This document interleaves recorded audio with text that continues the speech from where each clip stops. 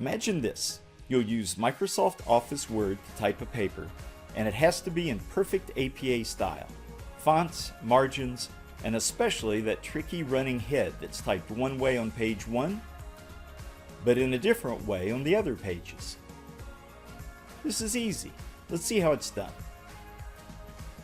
Formatting APA style papers in Word. Begin your paper by opening a new blank document in Microsoft Office Word. We'll start with the font, margins, and spacing. If necessary, click the Home tab to reveal the Home ribbon. In the font group, change the font to Times New Roman and change the font size to 12. Select the Layout tab. In the Page Setup group, click the down arrow below Margins. From the resulting menu, select Normal. APA style requires 1-inch margins at the top, bottom, right, and left side of each page.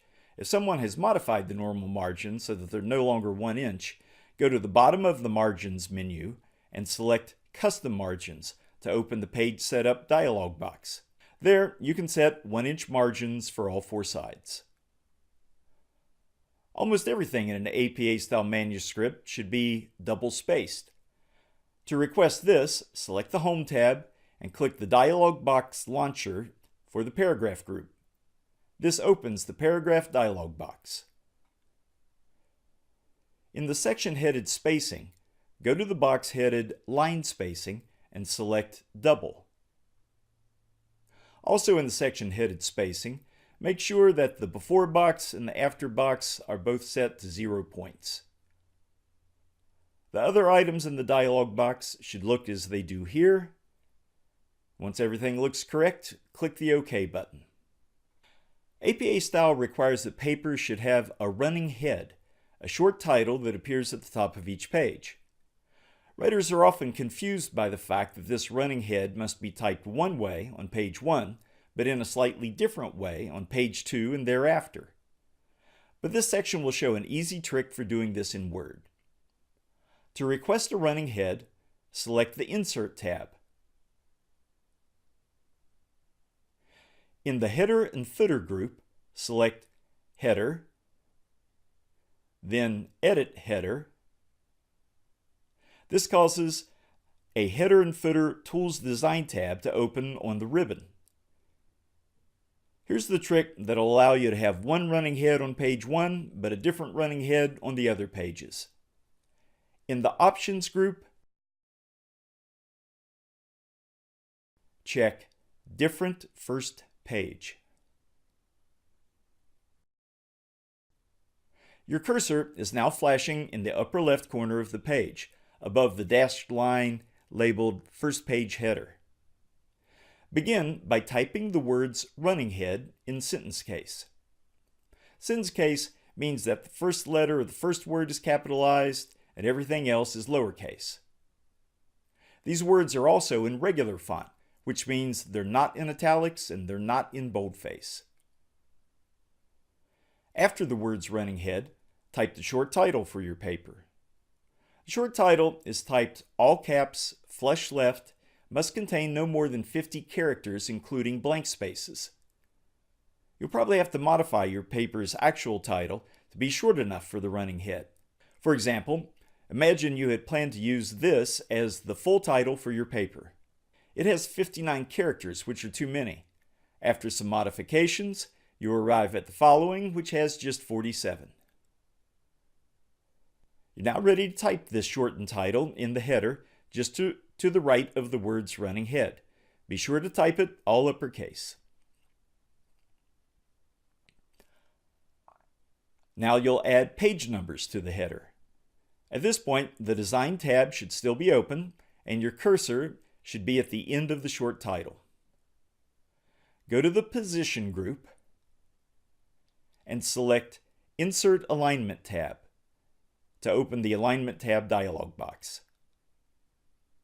In the Alignment section of that box, select Right. The other settings should look as they do here. When everything is correct, click OK. Your cursor is now flashing in the upper right corner of the page. In the Design tab, go to the header and footer group and select page number, then current position, then plain number. This should cause the page number 1 to appear. At this point, your header contains the short title and page numbers, but they might not be in the correct font, 12-point Times New Roman.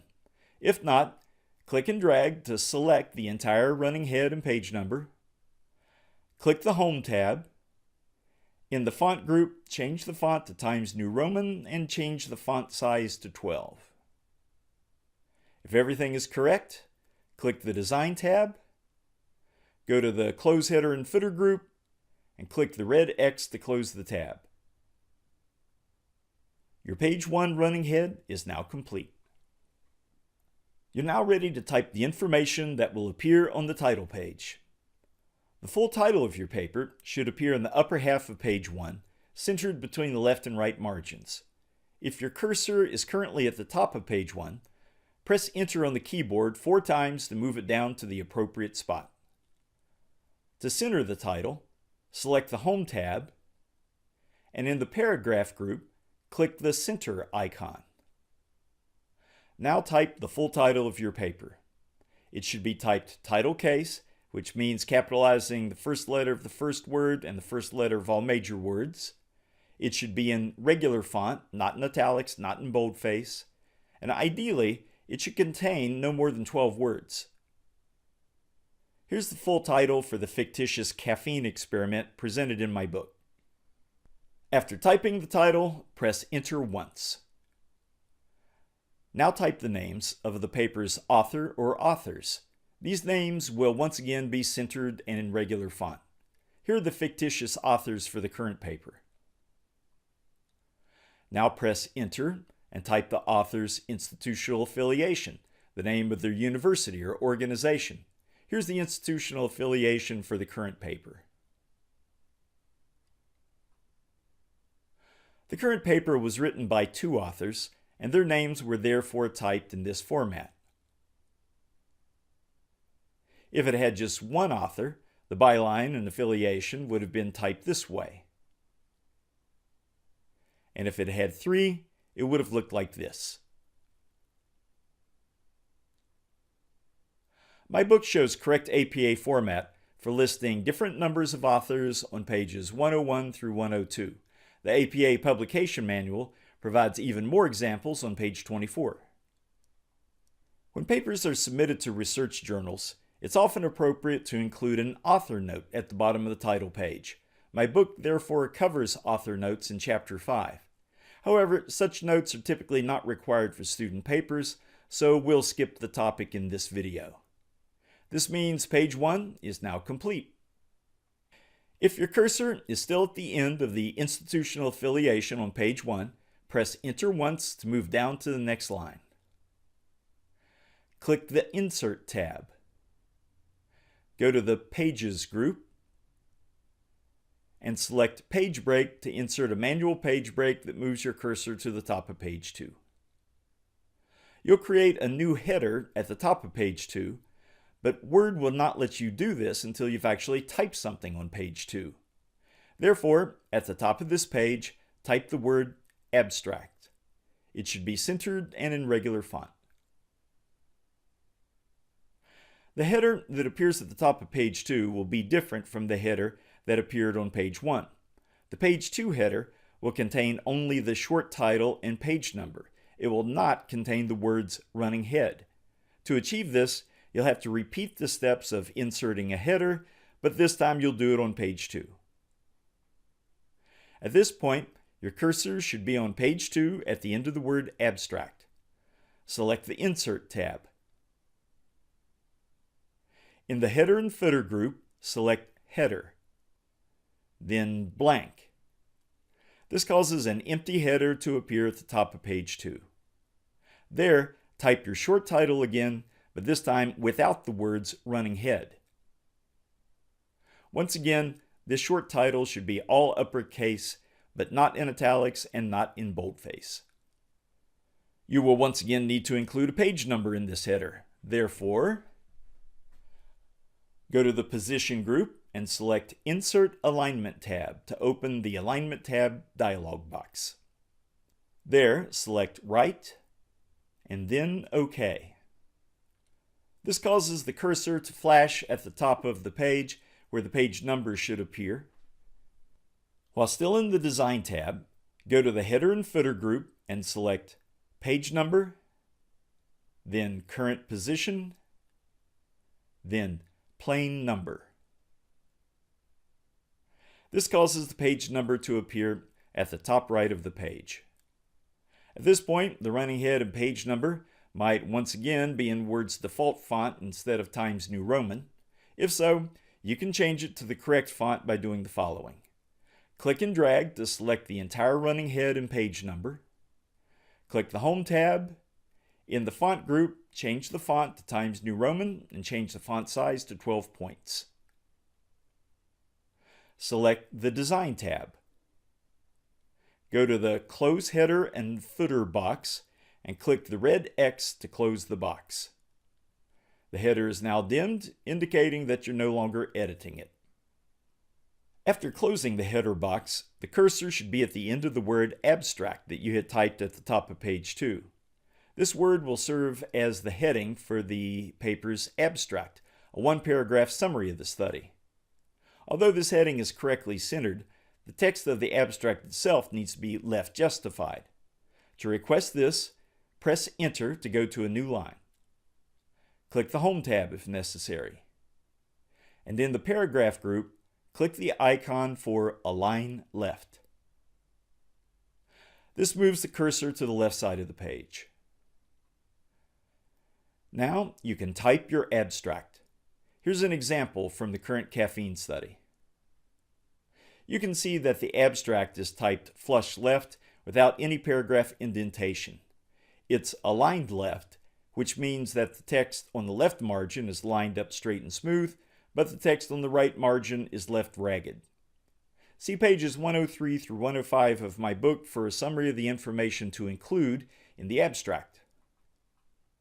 If your cursor is at the end of the abstract on page 2, you'll need to move it to the next page. Press Enter once, click the Insert tab, go to the Pages group, and select Page Break. Your cursor is now at the top of page 3, where the body of the paper will begin.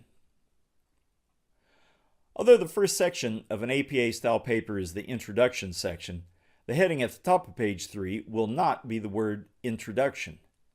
Instead, it'll be the full title of your paper. To add this heading, click the Home tab, go to the Paragraph group, and click the Center icon to center the text. Now type the full title of your paper as it appeared on the title page. It should be centered and in regular font. The body of your paper begins immediately below this heading and needs to be left justified. Therefore, press Enter to go to a new line, click the Home tab if necessary, go to the Paragraph group, and click the icon for Align Left. This moves the cursor to the left side of the page. Throughout your paper, most paragraphs begin with an indentation of 0.5 inches. The best way to add paragraph indent is to just press the Tab key on your keyboard, rather than setting up Word so that it automatically adds paragraph indent to each paragraph. To request this, select the Home tab and click the dialog box launcher in the Paragraph group.